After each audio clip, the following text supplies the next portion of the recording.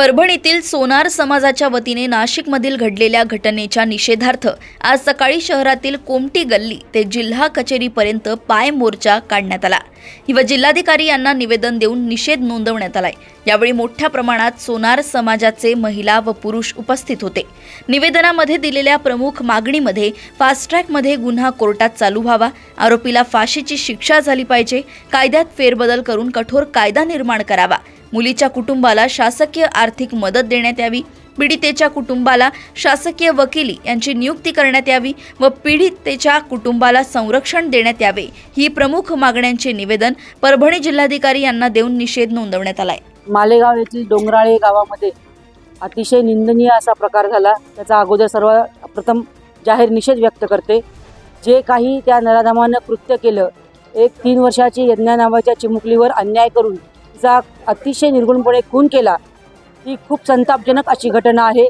या घटना वारंवार घडू नये आणि ही जी केस आहे ही केस जलद गती फास्ट ट्रॅक कोर्टामध्ये चालवावी, आरोपीला फाशीची शिक्षा ही झाली पाहिजे आणि उज्ज्वल निकम यांनी हे सरकारी वकील यांनी हे वकीलपत्र घेतलं पाहिजे, यांच्या वतीने हा लढा दिला गेला पाहिजे आणि या चिमुकलीला लवकरात लवकर न्याय या निमित्ताने मिळाला पाहिजे अशी आम्ही सगळ्यात अगोदर विनंती केलेली आहे।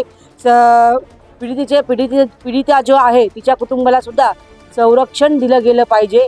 आणि आज मी तुम्हाला एक सांगते की आज ही झाशीची राणीचा आजची ही जयंती आहे। त्या निमित्ताने मी सर्व महिला वर्गांना पण एक विनंती करेन की ज्या कोणी आपल्या लहान लहान मुली असेल त्यांना लहानपणापासूनच स्वसंरक्षणाचे धडे देऊन झाशीच्या राणीसारखं त्यांना घडवलं पाहिजे की यापुढे असं कोणी कृत्य करायला धजावलं नाही पाहिजे।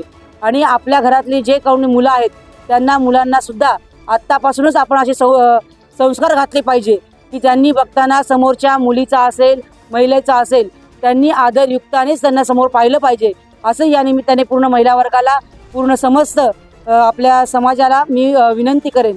आणि आजच्या या प्रकरणामध्ये त्या नराधमाला फाशीची शिक्षा झाली पाहिजे।